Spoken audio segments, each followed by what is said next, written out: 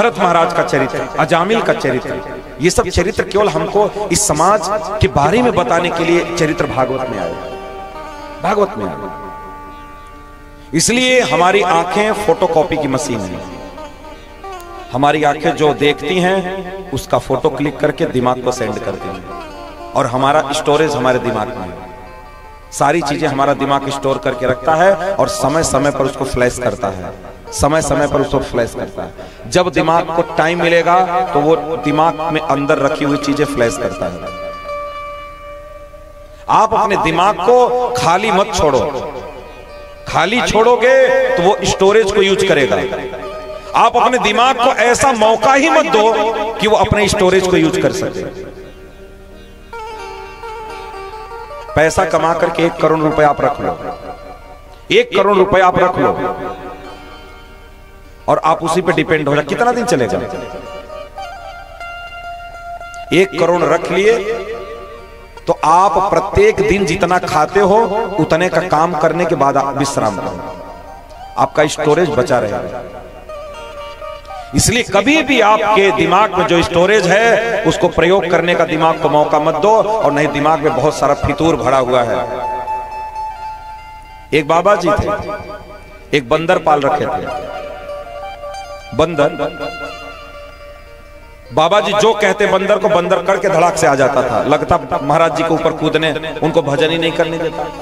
बंदर पाल के महात्मा जी बहुत दुखी हो गए कि भाई इसको कुछ कहते हैं तो जाता है करके और तुरंत चला आता है, फिर हमको परेशान करने लगता है, भजन नहीं करने देता।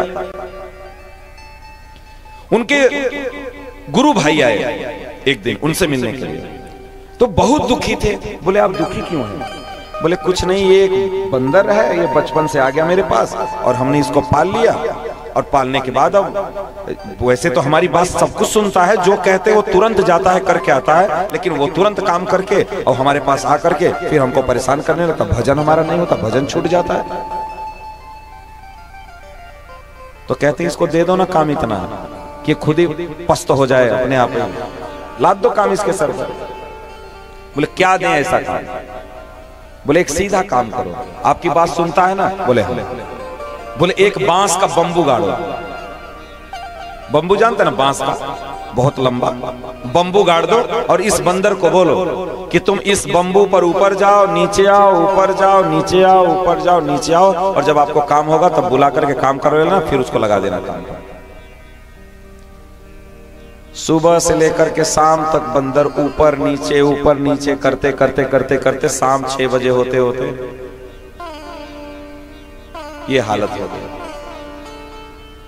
हमारे यहाँ 16 माला कंपलसरी जप करने का नियम है, और टाइम है तो 32 माला करिए, 64 माला करिए, 1 लाख नाम रोज करिए 64 माला में। और माला कैसे जप होती है? ऐसे ही जप होती है, ऊपर जाते हैं फिर वहां से रिटर्न आते हैं, फिर ऊपर जाते हैं। माला ऐसे नहीं होती, माला ऐसे जाएगी फिर ऐसे फिर घूम जाएगी, यानी माला ऐसे जाएगी फिर ऐसे आएगी, फिर ऐसे जाएगी, फिर ऐसे आएगी। जब आपके सर पर रख दिया जाएगा कि 16 माला कंपलसरी है, तो आपके पास इतना काम भी है, काम करोगे, जैसे ही मौका मिलेगा झोली माला लेकर के जप करना शुरू कर दोगे। क्यों? क्योंकि तुम्हारा 16 माला अभी कंप्लीट नहीं हुआ।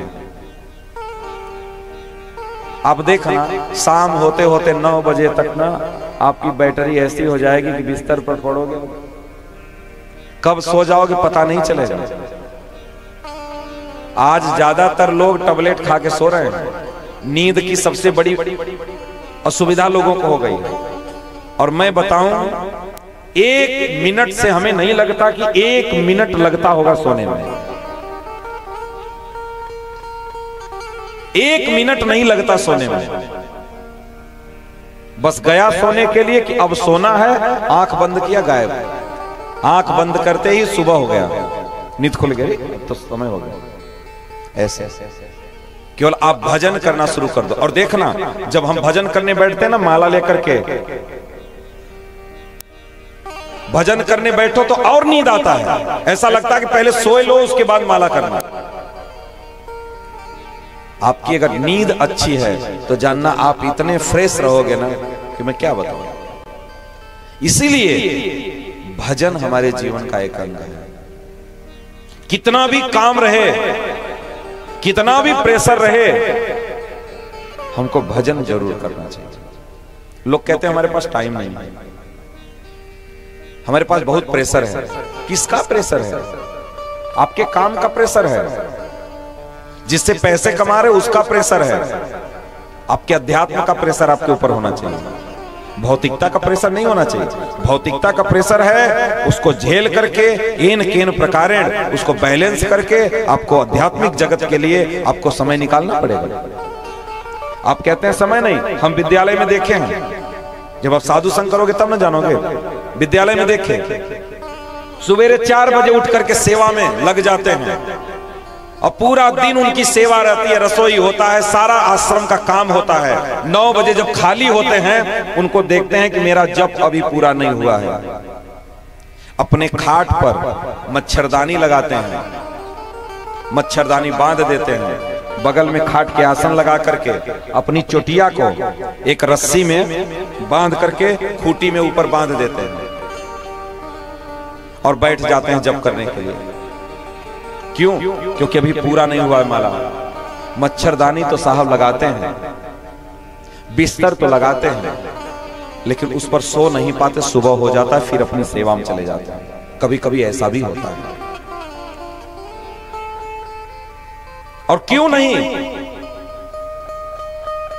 वो सो जाते कि आज हमारे पास टाइम नहीं है। नहीं, जिम्मेदारी। अब देखो मार्च आता है तो सब कहते हैं महाराज बहुत व्यस्तता है, क्लोजिंग, सर पर काम है बहुत, क्लोजिंग होना है, इतना प्रेशर है हमारे पास, अभी टाइम बिल्कुल नहीं है। खाना पीना सब बोल करके क्लोजिंग में लग जाते हैं। क्यों? रात दिन एक करके अपना क्लोजिंग करते हो। क्यों? वही काश प्रेशर अगर भजन का आपके दिमाग पर आ जाए, उसी दिन आपका कल्याण हो जाएगा, उसी दिन कल्याण हो जाएगा। तो जिससे हमारा कल्याण होगा उसका तो प्रेशर है नहीं, जिससे पैसा आएगा उसका हमारे ऊपर प्रेशर है, उसका हम प्रेशर दिखाते हैं।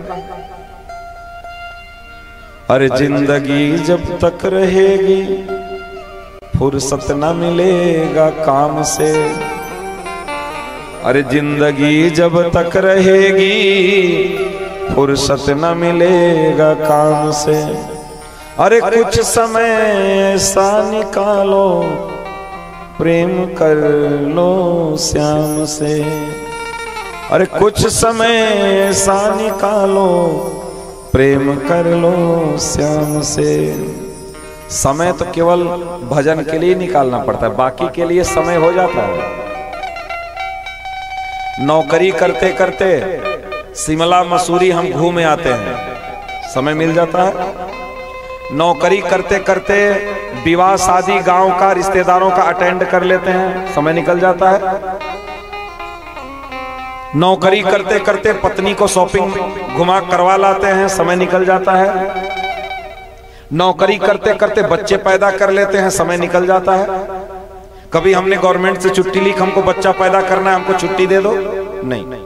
नौकरी करते करते बच्चे पैदा हो जा रहे हैं, नौकरी करते करते सारा काम हो जा रहा है। केवल भजन ही नहीं होता, केवल और केवल भजन। आप देखना अपने जीवन के कार्यों को उठा करके देखना, सब चीज के लिए हमारे पास समय है, केवल भजन के लिए हमारे पास टाइम नहीं है ना। क्यों नहीं है? अब देखिए मैया शायद 7 दिन छुट्टी लेकर के आई है,